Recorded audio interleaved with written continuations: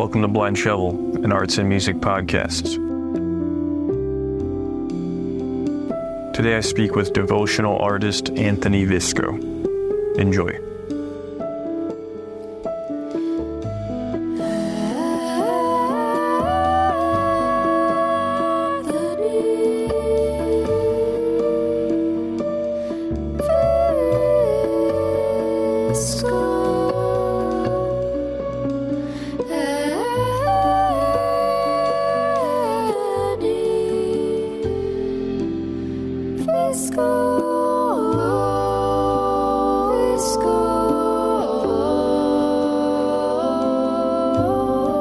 Hello. Good morning, Michael. Good morning. How are you?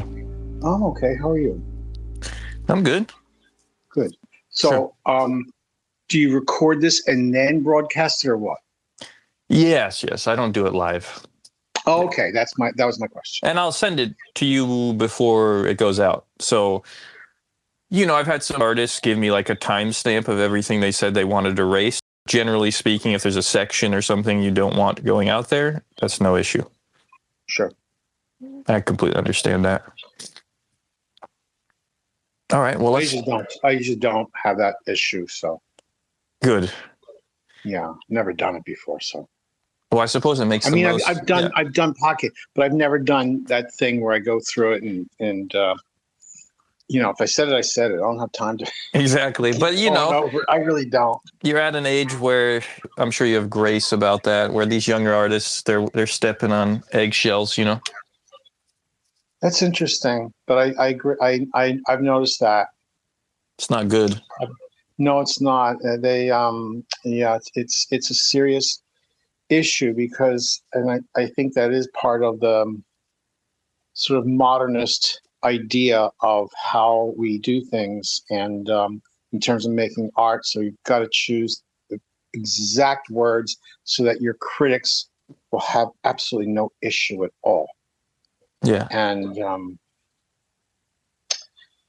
well, I don't think there's any redemptive spirit built into their worldview, so that applies to themselves and others. And so exactly. There's a deep fear of being judged eternally via the internet. Mm-hmm. Yes. Via these recorded means. Meanwhile, no one cares. They'll care when. No, that's the bottom line. No one cares. Yeah. So. But they'll dig through your file one day if you're powerful enough or matter enough, and then they'll find the things. But it doesn't matter. It really doesn't. No, we had a teacher in art college in the late 60s, and it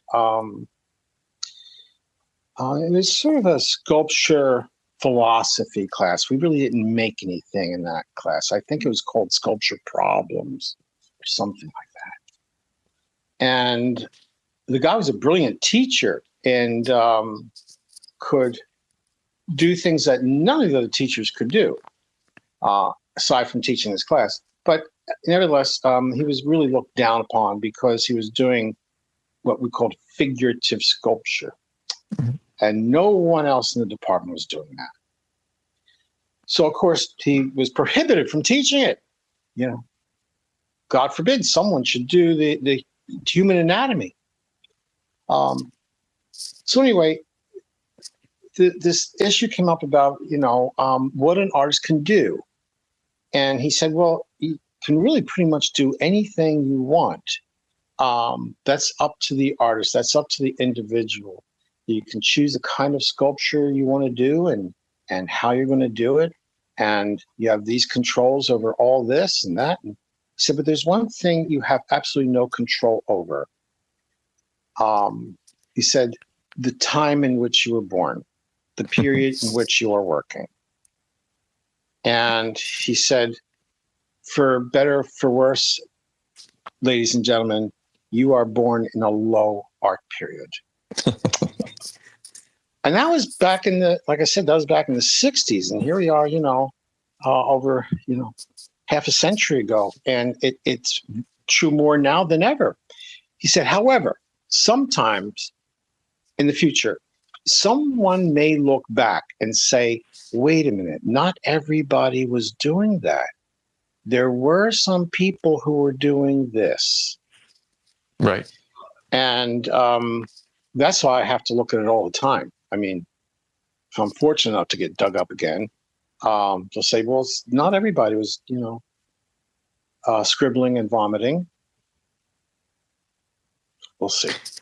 Was this teacher making particularly religious or Christian work, or just simply figurative work? Here's the irony of all that, Michael. Okay, he was raised Orthodox Jew in pre-World War II Germany, and his folks got here just in time. Wow. He fancied himself an atheist, but he did nothing but heroic and epic themes in his sculpture, such as, Greek mythology. So he would do things like the death of Apollo and all these different heroic themes, and the architecture and the mathematics that went along with it.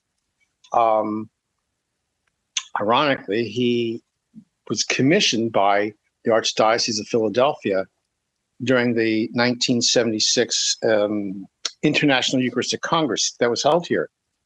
And he had one request, and that was to have a liturgical consultant and advisor. And he was given Monsignor Miller, John Miller, who was a brilliant man. So when Walter said, I want to do an Apollo Christ, Monsignor knew exactly what he was saying. He wants to bring into the Congress the idea of the Apollo Christ, the beardless Christ, the first century Christ that we see in catacomb paintings. Walter did it. It was very successful. It's still at the outside of the cathedral. But I don't feel that there was any acknowledged conversion experience. If Walter continued after that, but never did anything like it again. Well, that's an interesting... Yeah. I was thinking about this earlier in respect to inspiration of the muse versus devotional work, in the sense of, do you rely upon the muse, which it feels like a kind of secular idea to me, this kind of neutral, ephemeral spirit that gives inspiration and ideas, versus devotional work that's directly related to God? Yes. Well, I see it this way. You're either following the zeitgeist or the Holy Spirit. They both come, I do think the Holy Spirit can come in the form of a dove or a muse, So it's just that one is sacred and one is secular.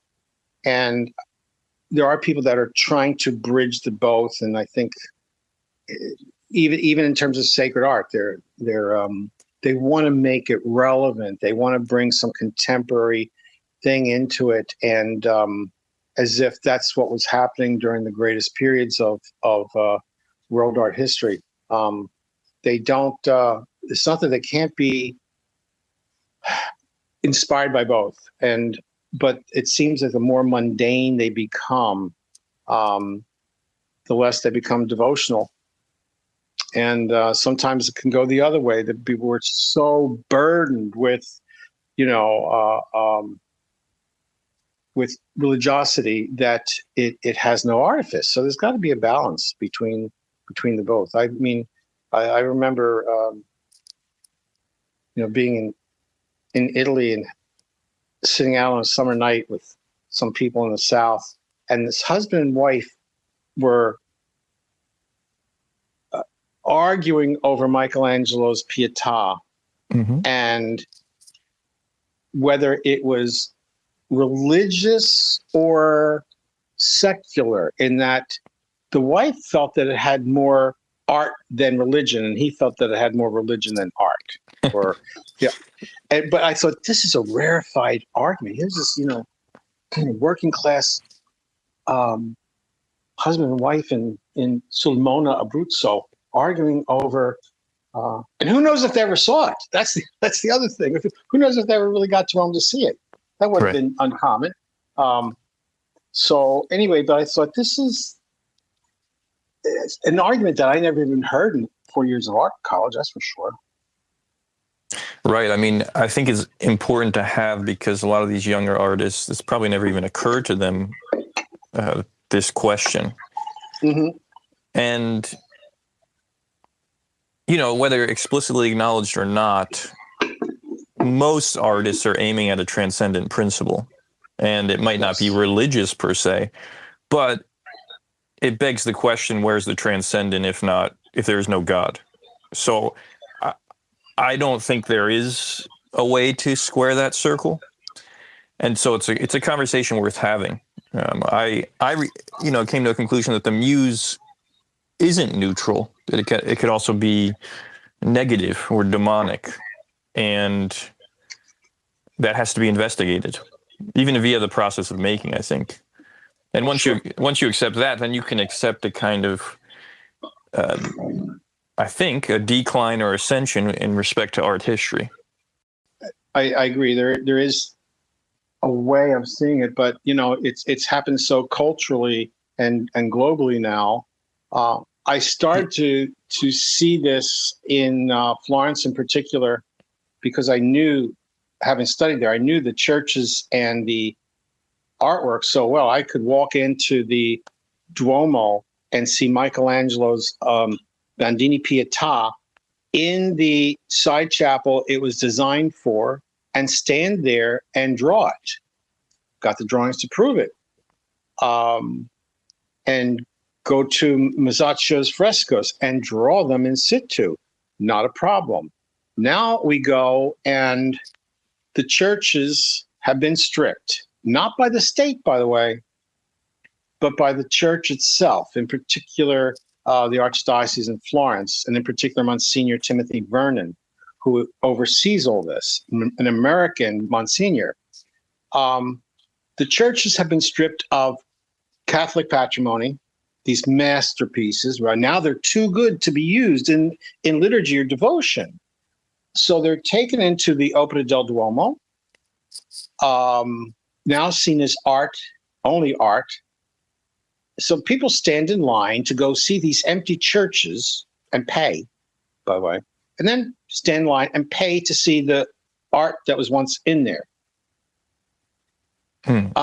So in a sense, it's been transferred from devotional to cultural, and it's now just art, and has been put in the mausoleums. Mm-hmm, exactly. You can hang it next to a Cy Twombly. It's all art. In fact, there was one. No, Michael. Seriously, there was one season I was there, and Abramovich was having a show simultaneously with that season at Palazzo Strozzi. However, Monsignor Vernon decided to take this big sort of poster of hers, where she's got these two fake knees spread way, way, way apart, and wearing a red dress, and she's got this guy draped over her knees, like she's it's the Pietà, and right next to Michelangelo's incredible sculpture of the Pietà. I mean, yeah. Europe is lost. Europe is very lost in my experience. It can't come back. I'll never see it come back. Let me put it that way. It has cultural amnesia. Yeah, I've never been to a place so steeped in the religious tradition, but so resistant to it at the same time. It's very interesting. My wife is French, and it's fascinating to me how they'll be aware of saints' days specifically, or this or that, very like things Americans would never be aware of. But then they're like ardently atheistic about everyday life. I feel even the way they approach marriage or family, etc. There's it's like a resentment of a teenager being raised religious and then looking back at it in a kind of cynical way. Oh, yes. Oh, God, yeah. Yeah. I have a dear friend, my oldest friend in Florence. We've been friends for over 50 years. And he always, declared himself an atheist, like a lot of them do. But then certain things happen, and I'll say, "But wait a minute, I thought you were yes, but I'm culturally Catholic." Mm-hmm. Oh, make up your mind. You don't go to, you don't, and it's a shame because he's not stupid. I know that, but and I don't know what made him turn off the whole idea, but maybe because he's surrounded all the time. His wife is Japanese, and she was Shinto Buddhist. But yet, when we go on these little side trips, she goes into every church. She lights candles. She has a sense of it that he doesn't, but he doesn't explain anything to her. I've noticed that. I go with them and I say, "Well, we use this for this and that for that," and she's amazed. She had no idea. And here she is, Well, yeah, I think that just comes down to a fundamental orientation towards the sacred, which I feel that the Japanese have in a way that I don't understand because I don't understand Eastern philosophy very well.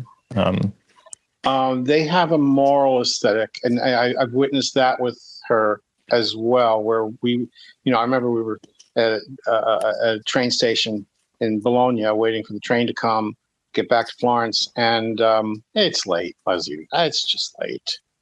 And she said, "This is what I hate about Italy." And she said, "This would never happen in Japan." And she said, "It's just morally wrong to be late." So I think that there's a whole sort of, I think that's at the root of it in a sense, that manners speak a lot, and there's a moral aesthetic to a gesture, to everything, and that sort of moral aesthetic is when it's continued into sacred art becomes one of the most important elements, because that's what I think is the transcendent, one of the things that allows it to be transcendental. Thomas Aquinas talks about that. We've lost that, where essentially it is good because it does good.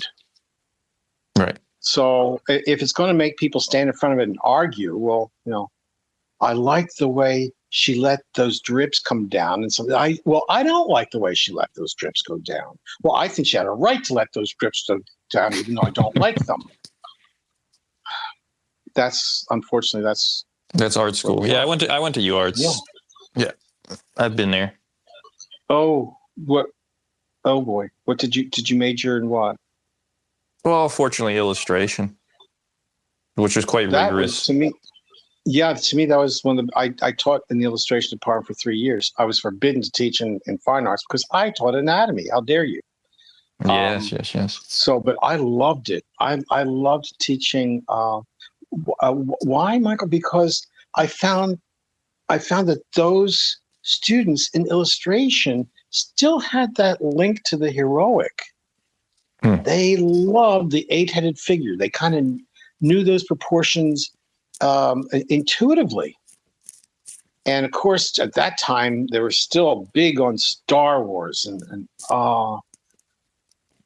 of course, I could understand that, because for me and my generation, the heroic was things like Ben-Hur. Oh my God. Mm-hmm. Okay, so we still had that sense of epic, and although couldn't continue, we didn't, because I was an illustration major, but I went completely non-representational all during those years at UArts. You did? It was amazing. Oh yeah, I did. I was, oh boy, I was the good bad boy. I couldn't do anything wrong. I mean, I'm actually curious to hear more about the dynamic of going there in the 60s. Were you overtly, how would you say this? Were you closeted in the sense of you were hiding certain values because of the environment you were in, or you were out? No, I wasn't hiding it. I was told in a very sort of kind way that gee, you would have been incredible in the 15th century. But so you're told that your work is anachronistic, that you're out of touch with the times. They convince you that you're out of your element, that all the people that you say you liked, Michelangelo, Leonardo da Vinci, Perugino, Raffaello, Tiepolo, Bernini, they were so great because they paid attention to the time that they were in. You are not. So it took me, the first year was really rough. And but if the teacher says something like, okay, I want you to go home and do a line drawing tonight, I would go home and copy an Ang drawing or something like that, because I thought it dealt with one. But the next day, the kid that brings in the garden hose wins. Yeah. Okay. And the teacher says, see, folks, this is what I'm talking about. So you learn very early in the game that you're not getting it right at all. Your work's not being talked about. And not that you want to necessarily, you want to do good. I mean, you're 18 years old. It's your first time in art school. You want your teachers to give you some affirmation that you're on the right track. And you want the world to as well. Sure. But I remember going to one, I said, you give us these problems, as they would call them.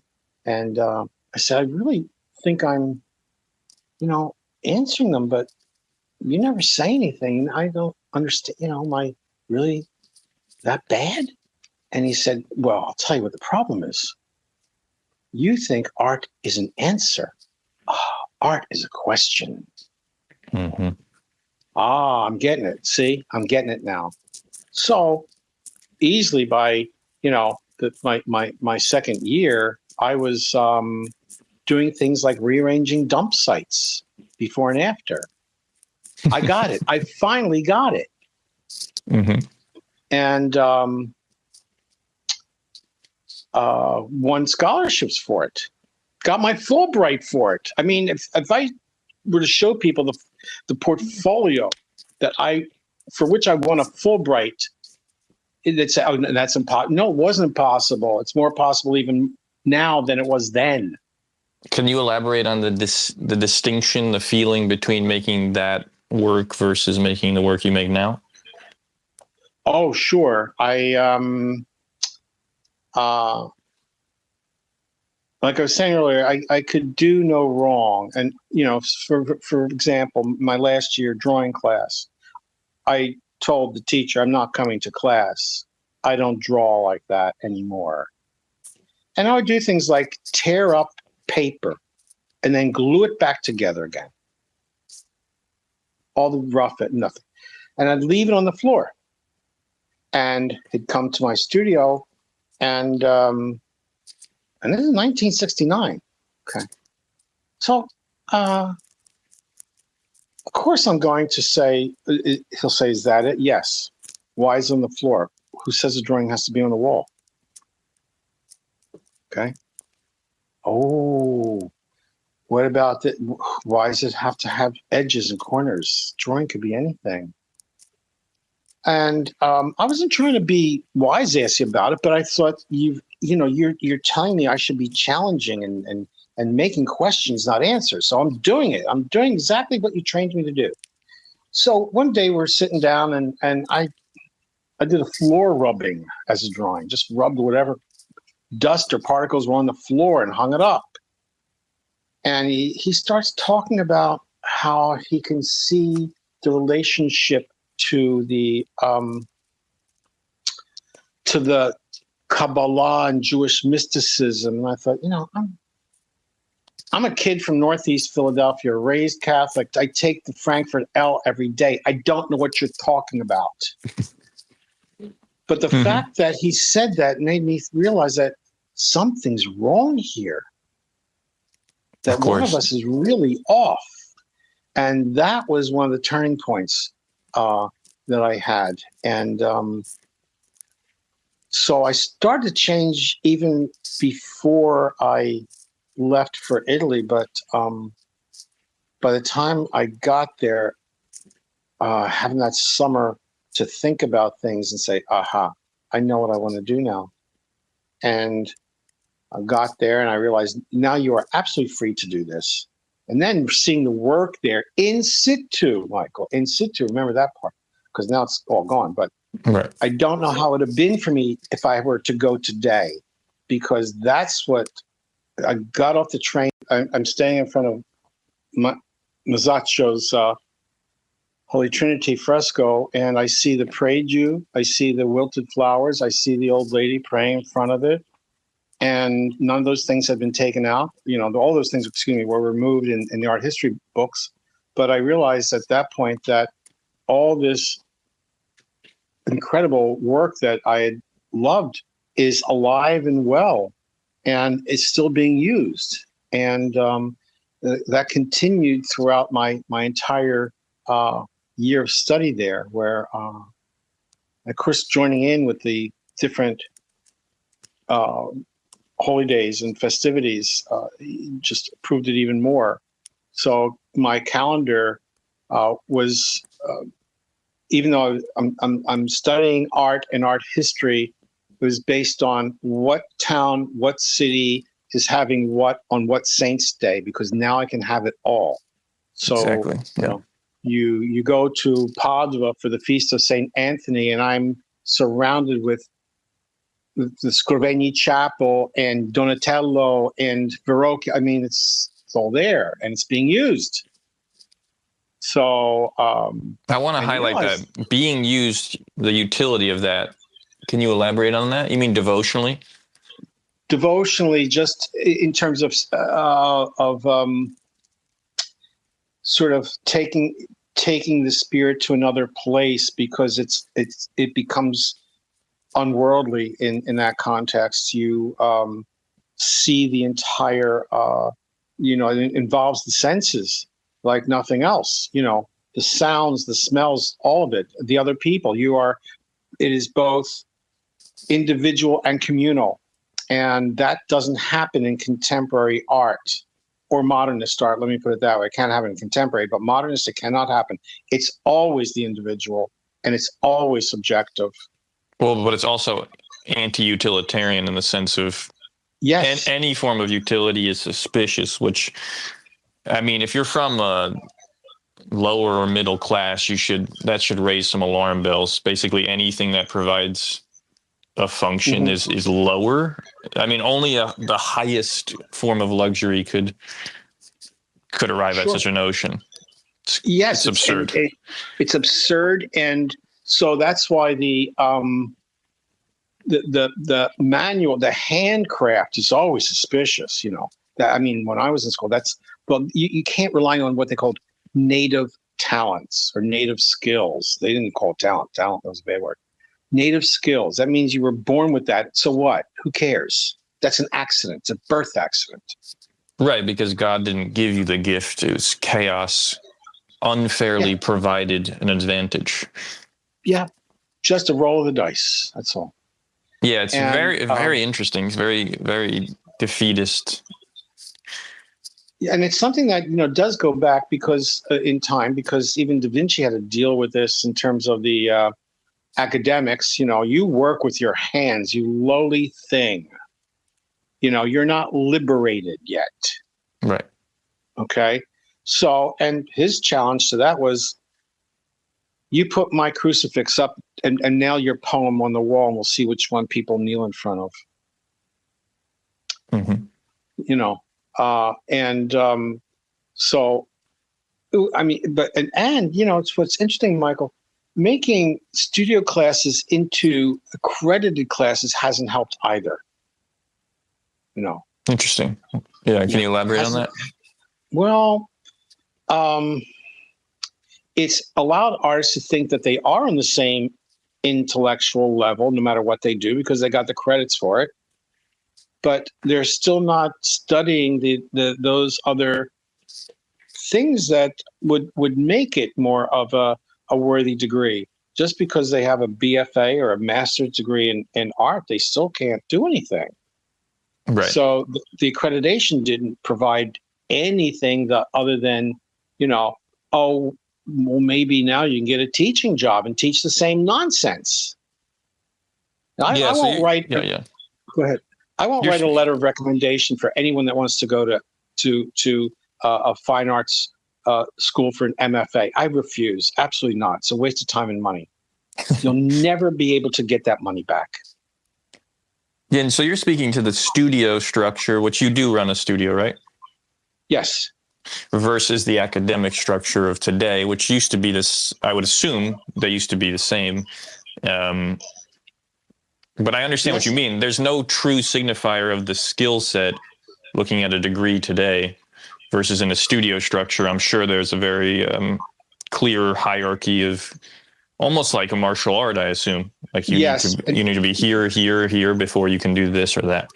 That's part of it, Michael. But when you said utilitarian, one of the biggest curses of my entire career was the fact that I lowered myself to do commissions.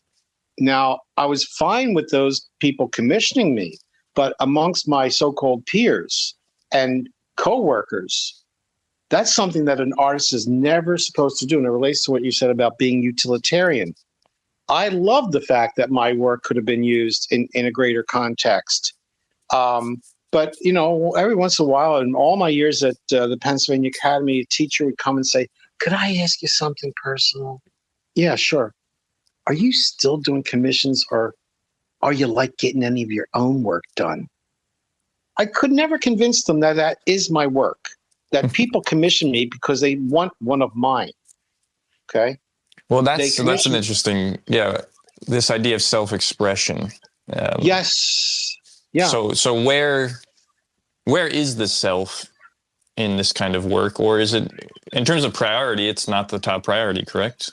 Well, to me, sometimes in the earlier days when I was doing commission work, I'd have somebody come over to the studio and then look at it, and not for their critique, but that's what I was doing. You're in my studio, so you're going to see what I'm working on. And they'd say, "Oh, that's really nice, but where are you in it?" And I'd say, "It's not about me." A lot of artists could not understand that basic concept. It's not about me. Right. I can't not be in it. It's my hand, that I got misplaced at birth or whatever. And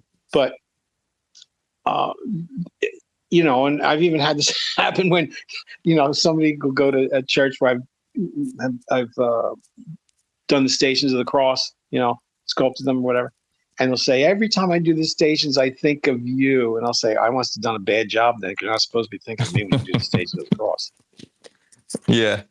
So, it does make me wonder. I've long thought that all the neuroses and mental health illness that is associated with the modern artist is directly related to their own egotistical relationship to their own.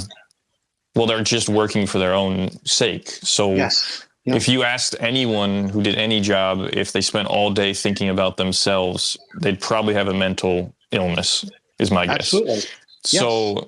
I don't think it's related to art making, the suffering. It's related to narcissism, and it's a trick too. I mean, I completely sympathize, because when you're, like you said, when you're devalued for doing anything utilitarian in school, the logical conclusion is, well, I have to dig deeper into myself and I'll find something there. But the truth is, there's obviously some very true limits to the self, and all you're going to find is the bottom of the hole, I think. Yes, exactly. Yeah, I agree. But sometimes, unfortunately, it does get endorsed in art schools. I remember we had one young man who, although, he could paint, he definitely had serious mental issues, psychological issues, I should say. And I remember when he hung his final exhibition, which he won a travel scholarship for, one of the teachers stood there in front of the wall and said, "I wish I was as crazy as this guy." Yeah, that exactly. young man, Unfortunately, that young man went over to Europe and was taken in by Odd Nerdrum, as one of the students that was studying him for the summer. He woke up in the middle of the night with a big kitchen knife and went in to try to stab Odd Nerdrum to death. Of course, he had to leave the next morning, or in the middle of the night or whatever. But the poor kid needed help. Right.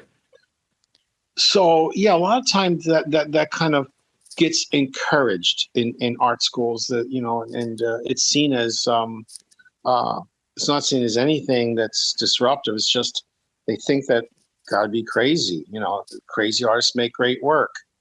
Well, also it's simply a novelty to commodify. Yeah, I call it the Van Gogh syndrome. I was very fortunate my first year of art school. There was a wonderful teacher, and one of the students made a comment about that, and said, I'd like to be as crazy as Van Gogh. And the teacher said, don't ever confuse his mental illness with his painting or his artistic skills. They had nothing. It didn't come from that. The fact that he could paint to try to overcome that was one thing, but his paintings weren't a product of his mental illness. And that was I remember having an impact on me, her saying that, because, do you believe that? That they were separate? Yeah. He was probably in his, let me put it this way, he was in a better state of mental health when he was doing those paintings. When I see all the things I've seen in all the years I was teaching from students that had severe health, mental health issues, there's definitely a difference. Definitely a difference. They could not could have composed those things or whatever. I think they came from a healthier place in his mind. Yeah, like his better half, effectively. Yes, exactly. That's what she was trying to express, Yeah, there's a similar thing with drugs where people think you take drugs and then you make good art. But in fact, if you read about most artists in this position, it's the complete opposite. The drugs stop them from making. Any idiosyncratic expression usually comes from suffering, not from drugs,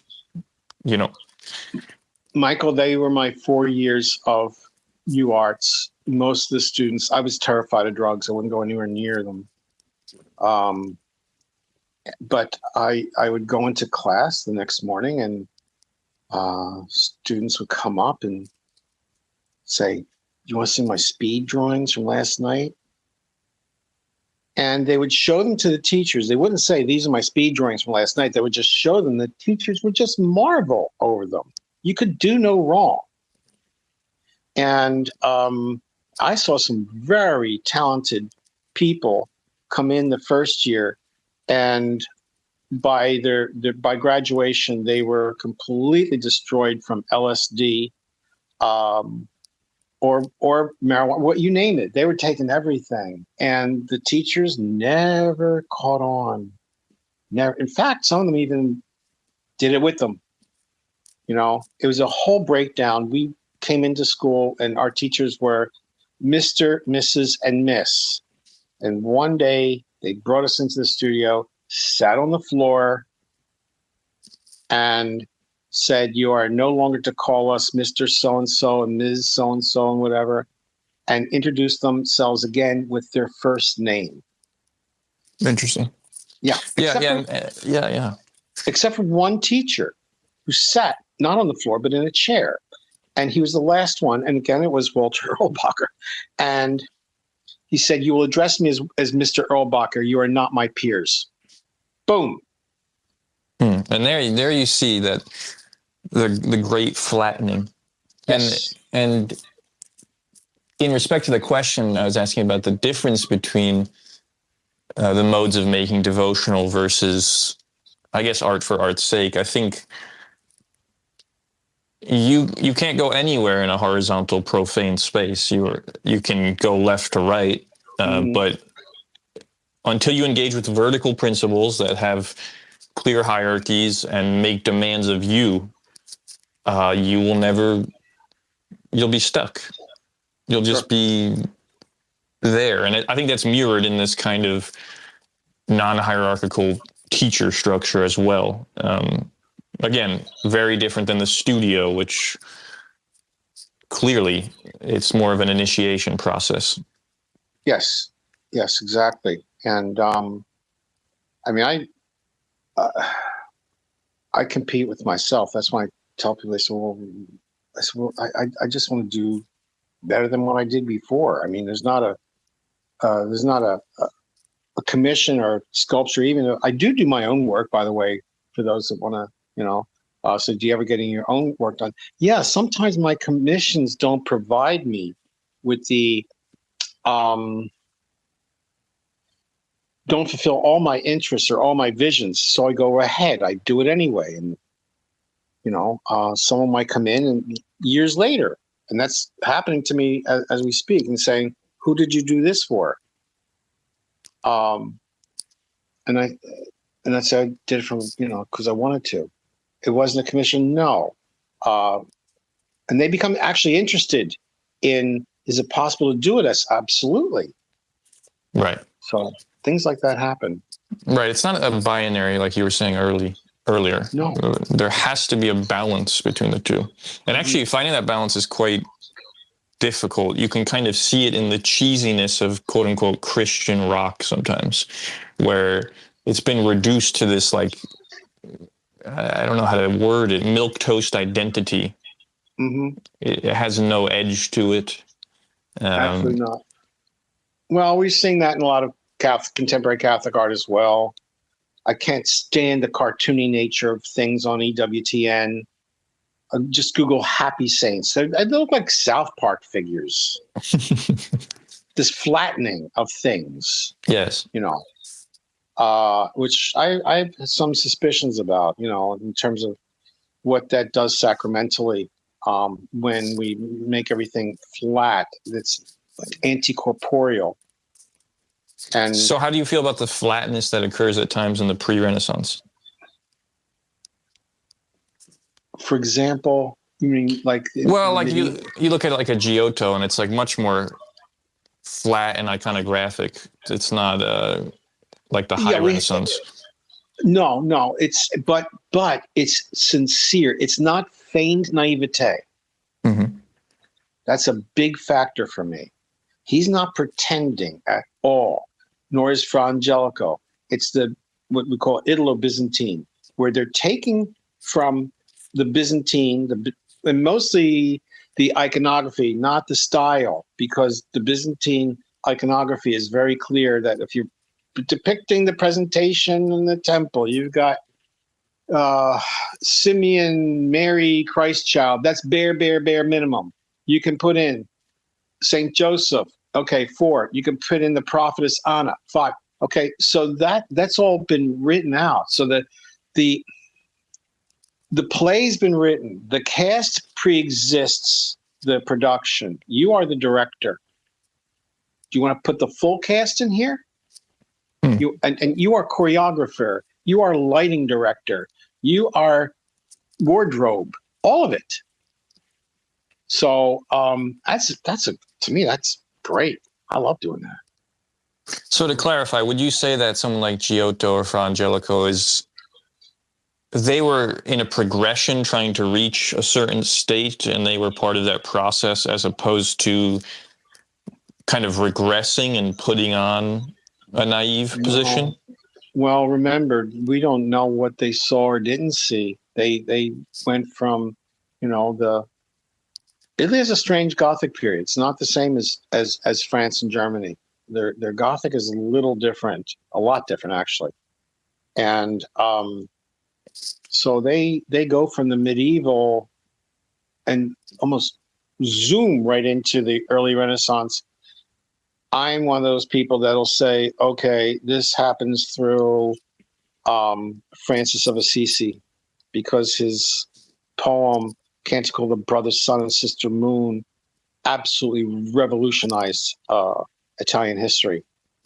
Even Sir Kenneth Clarke, when he does his Civilization series, he starts out with, he's sitting in the, I don't know if it's the Garden of Santa Croce, or he said, without St. Francis, the Renaissance may have never happened.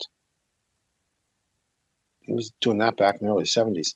But what he did was he took, in the Canticle of Brother, Sun, Sister, Moon, he took the entire creation and he put it in family terms. brother, sister, okay, where the Greeks deified them, he says we're all part of this same cosmology, this same creation. Right. And of course, now it's getting reduced to, oh, patient saint of ecology. Yeah, sure. We'll love Greta. But anyway, yeah, that changed things, the personification of things and putting them in familiar terms really was quite important. So, and of course, these early commissions are all Franciscan, like the Cimabue and the Giotto. You go to Florence, and that's where they are. And of course, in Padua, that's Franciscan. Gotcha. Yeah. Okay. So they said, we want this, we want that corporeal. When St. Francis says things like, remember the flesh of your Christ is no different from the flesh of the person sitting next to you. He was really, I always felt that those three elements of the study of light and shade on opaque form, perspective, that this existed in our space and bore our flesh, okay, and anatomy. Those three things brought it all together. And so for you, is it very obvious and clear that the Renaissance is the highest moment of art history?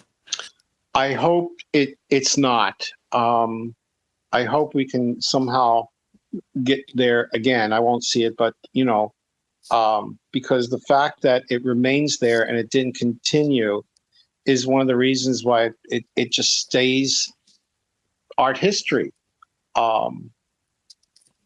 and doesn't seem to continue. The continuity is very, very important. Modernism really ruptured that, for sure, no doubt about it. But I also believe that the church hasn't helped here. The fact that, people like Michelangelo, Da Vinci, Raffaello, here they adorned the Perugino, Botticelli. They adorned, these incredible churches and the Vatican itself. Why hasn't one of them been elevated to servant of God, or even blessed like Fra Angelico, or even canonized?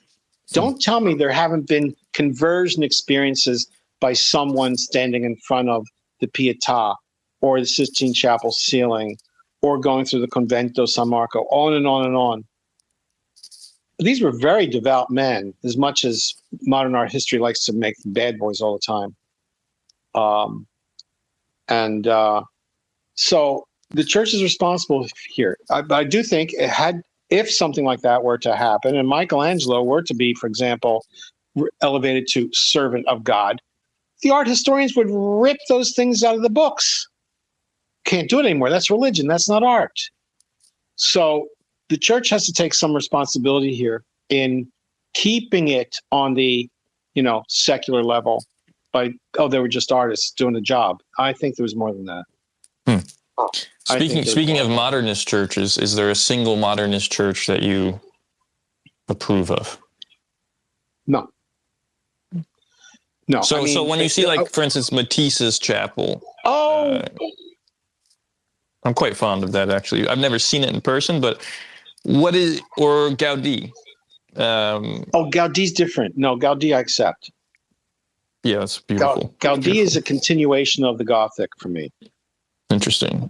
He's also very devout, explicitly devout. Matisse wasn't. Matisse said, art's my religion. Right. But, okay, going back to the 1976 41st Eucharistic Congress and the art exhibition that went along with it, what do you think was in there? Here it is. It's not even that old. Matisse's chasubles in glass cases. They're relics. They don't get worn anymore. They're too precious as art. I'm glad nobody's wearing them because they're hideous. Have you seen those chasubles he designed? They are let me see. He did the stations. He did all the the tile thing of Saint Dominic, and he did the entire interior, but he also did the chasubles for the priests there. And there's one that's pink, black, and white that's just scary. Yeah, I'm looking at them. Yeah, but they're relics now. They're too good to be worn. And that says, you see, that's where it really crosses the line the other way. Like they were designed to be utilitarian, but they're too good now because Henri Matisse did them. Right, it is a weird inversion. Mm-hmm. They're not welcoming. It's just funny how these hierarchies kind of get inverted or play around. It's clear that there's, first of all, I don't believe it's even possible to erase hierarchy in any sense. It's embedded in reality itself. Absolutely. Clearly, you can see it here. This object is behind glass, and you can't touch it. Okay, so now it's in a sacred position, but its sacred position is very different than if it was used in mass. That's right. Which is a form, would be worn by a human, for one. And so there, it's brought down to the level of humanity, which by my estimation is the whole, obviously the incarnation is the whole principle of Christianity, that this is the most important thing. It's a true humanism in that sense. I won't get into how I feel about secular humanism. I don't even know how it arrives at its conclusions, but no, nor do I. But to see those, for example, and this is where I question not Matisse, but I question the priests themselves. Okay, the pink one, we only wear what we call rose 2 Sundays, Laetare Sunday and Gaudete Sunday. That's it. But the orange one, there's no orange liturgical season at all. It doesn't exist. So that's just costume. Doesn't, and maybe that's why I got put in a case, because there would never be a Sunday or even a federal day in which you could wear an orange chasuble. It's not one of the basic liturgical colors for the liturgical seasons. It's not green. Right, it's not gold. It's not red for martyr. Well, there you come back to there's no utility again. There's no utility. No. Well, that actually has me curious, though, in respect to, you like Gaudí. Who else is an exception to your dislike in modernity? Oh, I don't know their names, all of them, but I do know that whoever did the Padre Pio and Gargano, it's just hideous. It's overbearing. It's just clunky. I don't sense anything about the saint whatsoever. And then there's the Millennium Church that was built in Rome on the Autostrada. It's pretty bad. Well, my question was confusing. What do you, in the same vein of Gaudí, what do you like that has come out of modernity? Well, I like, in terms of contemporary architects. I mean, yeah. Well, I think because Gaudí's taken so long, we've moved on in that sense. And there's people like Duncan Stroik, who's, although it's based on Palladio, that's his main source, that's his go-to guy. He's doing a lot of churches and monasteries and convents and things like that. It is happening. It doesn't, we're not reading it, hearing about it as much. We always go for the one that's going to be the bit, the one that isn't going to be liked. They get more publicity than the ones that we do. It's that same modernist syndrome. And So who's the other guy? Another architect in America. These are American architects. This is not happening in Europe. They would never ever allow this. Hmm. You see a capital or a column in Europe, and they just, oh no, not that again. You know. That So actually that brings an interesting question to my mind about the difference between your experience in American churches versus European churches. And this question comes from a place of, I was struggling a lot to embrace American church because for me, aesthetically, it can be so bankrupt sometimes. I'm talking about just like a yeah. local church. You go to Europe, there's really, really old churches where you can kind of feel the depth of just time, honestly, but also a connection to the root of the thing. For a while, that was preventing me from even engaging with church.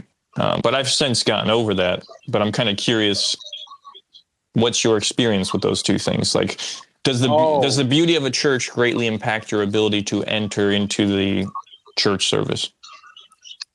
Yes and no. And I'll give you some examples. In the beginning, yes, I'd say I'm going back again, in my early conversion days, because I, like any other good hippie, you don't go to church anymore. So the 70s were a very dry period for me. However, when I was teaching at the school in Florence, I had a particular parish, and here I'm surrounded with all these great places, but I found one little place.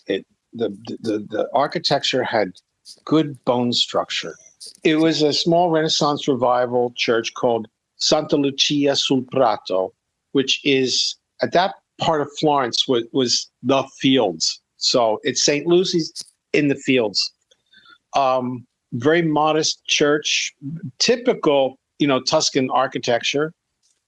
What got to me was that although it didn't have any great art, and thank God no tourists coming in and out, it had an incredible community that was very much artistically minded. And so Monday nights after liturgy, we would have these wonderful meetings and discuss things like, two people came in to talk about Mantegna, the Gonzaga family, and Down syndrome, and how so many of the depictions of the Christ child appeared to, because not like the other ones, seemed to have Down syndrome. And was that something that the family even requested in terms of paint our child? That would not have been unheard of in the Renaissance at all. When we think of the Innocenti, and every child is in swaddle like the Christ child, and you are to accept every child as if. That would be a talk. And then another time it would be about translating bone of my bone and flesh of my flesh from the Hebrew to the Greek to the Latin to the Italian, and what that meant and how it manifests itself artistically. These conversations were not happening at the British Institute or Opera del Duomo or any of these other places that would, host these lectures for the conoscenti. It was amazing. I was really, again, in a very rarefied element. I'm still in touch with the people there. They were they had understood these things again on a very different level. It wasn't art history.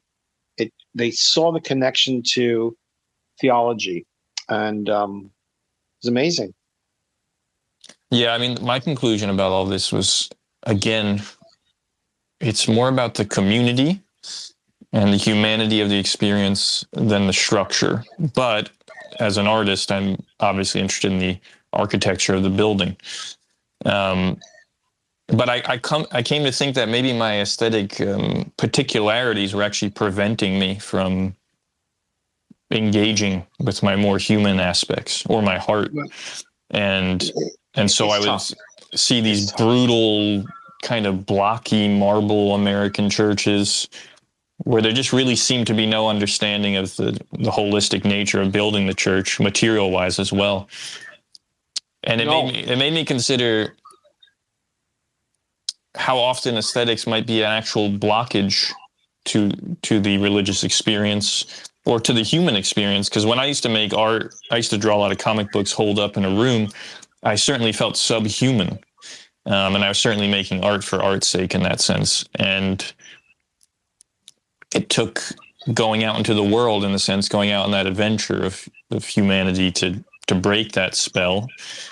But it also left me in a place of kind of stuck between the individualistic mode and the more, I don't know if devotional is the word, but it's a weird tension, I find.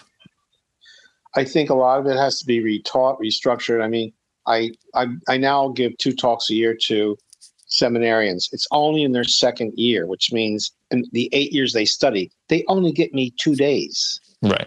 Okay.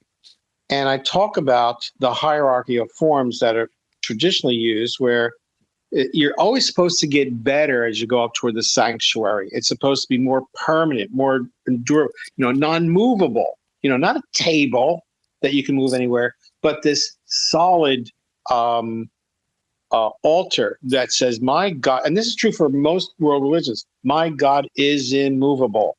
You've got both the temporal and then you have things like real candles that die down and flicker, that's temporal. Incense, temporal, all these things, just like a Buddhist would make a sand painting or something. Right. We have all those things. All religions share those things.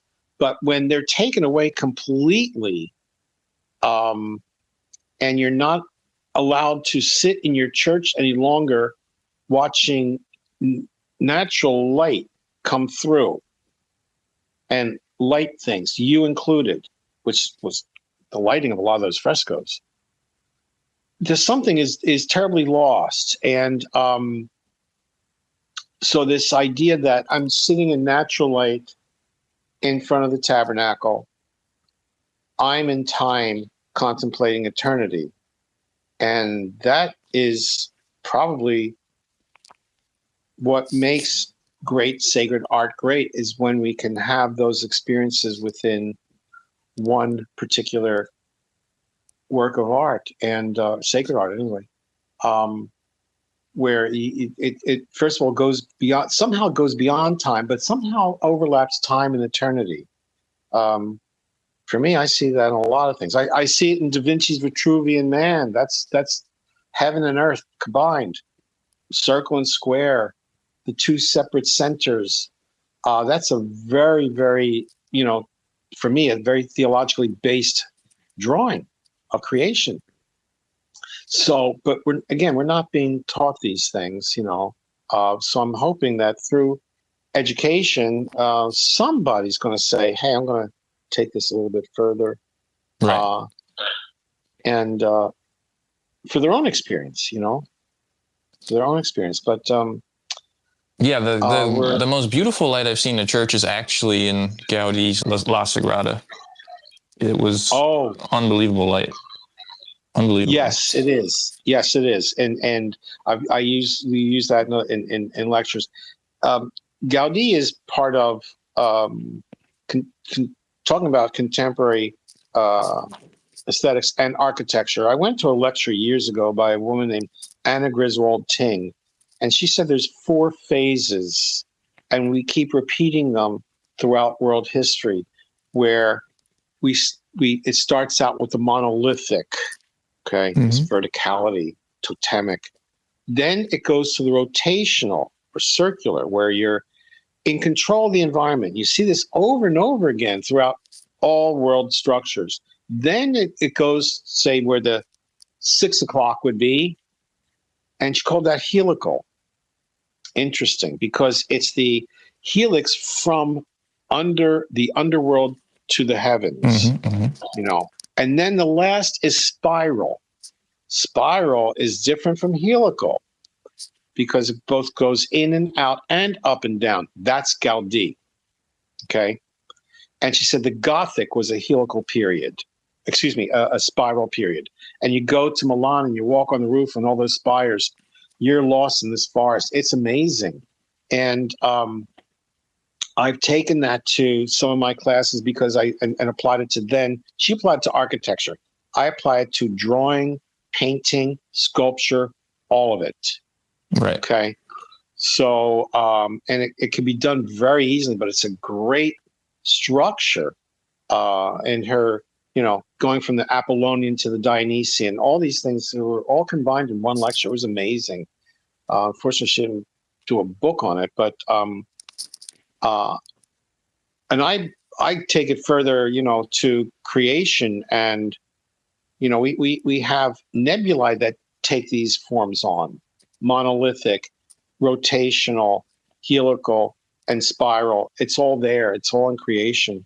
It's if, God's provided us with a map for design.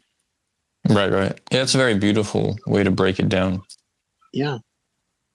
So it's in our plants. It's all growth. We're bilateral. That's where you go from the monolithic to the bilateral. That's what we are. Right. Okay. So all of creation is done in those basic elements. And again, instead of bringing in the garden hose, do something else. Well, I'm going to end it on this Bishop Fulton Sheen quote I really like, and I think it summarizes what we said well. And that's, marry the spirit of the age and you become a widow in the next. Absolutely. Thank you, Bishop Sheen. He's great. He's amazing. All right, Michael. Well, good talking to you. Michael, same here, Michael. Thanks so much for the opportunity. I appreciate it. Music by Dori Bavarsky and Mingja Chen. Next up, we have Dan Nadell. Enjoy your week.